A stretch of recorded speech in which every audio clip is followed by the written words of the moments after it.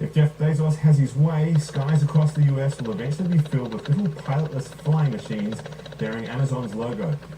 But will the online retailer's bold new plan for drone-based package delivery ever fly? Excuse the pun.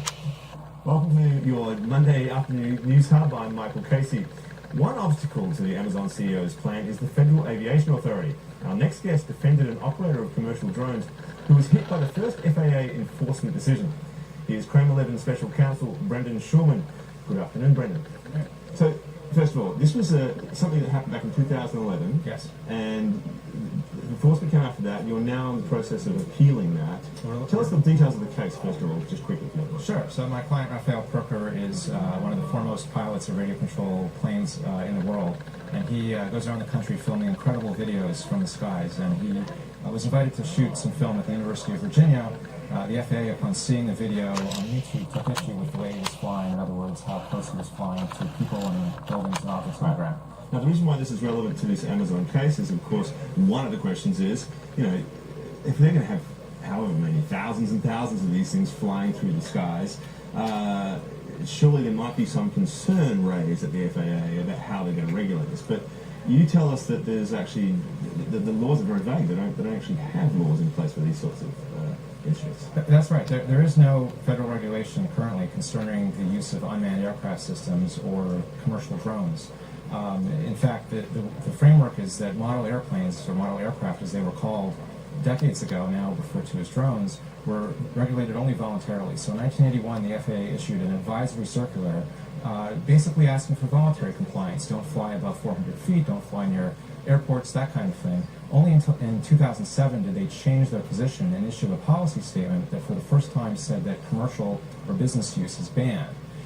That, of course, was not issued subject to the notice and comment rulemaking process that they're required to undertake. And you've argued that the absence of that process invalidates that rulemaking? That's right. We've argued in our case that because of the absence of any regulation concerning the operation of a drone or model aircraft or unmanned aircraft system, that it's inappropriate as a matter of law to fine somebody who's operating. But your client, one of the things he was doing, I know, was flying planes through a tunnel while cars were actually in process driving through that tunnel.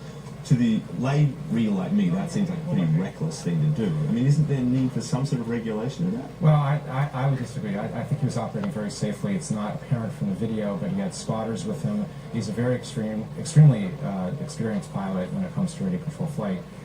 With respect to what regulations or laws might be required, I think we all know that in the event something were to happen, which was not the case, he didn't hurt anyone or damage any property, but in the event of an incident, there's state tort law to address damages or injuries resulting from reckless or negligent conduct. So you think that, I presume, therefore, that there should be, at least in the legal sense, a clear path towards something like this plan from Amazon. But you yourself, of course, have been a model pilot for 20-odd years, so you know a little bit of the technology. Is it possible? I mean, can they pull this off? He's talking about 2015 making these things available. Right. I think the technology is already there. This could be done today. Absolutely. Really, it's just the advancement of technologies that already exist in smartphones, things like accelerometers, GPS receivers, and sensors. Lithium batteries are really a big part of the equation. You put all of that equipment into what's essentially a radio control model helicopter, and you can do some amazing things. And I think the ability to fly from point A to point B with a little bit of a package or cargo is definitely feasible right now today. The legal questions are separate now.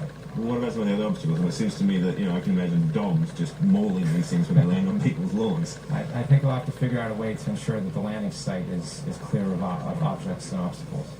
All right, Brendan, fascinating topic. We'll have to get you back to talk about it as it progresses. Thank you so much.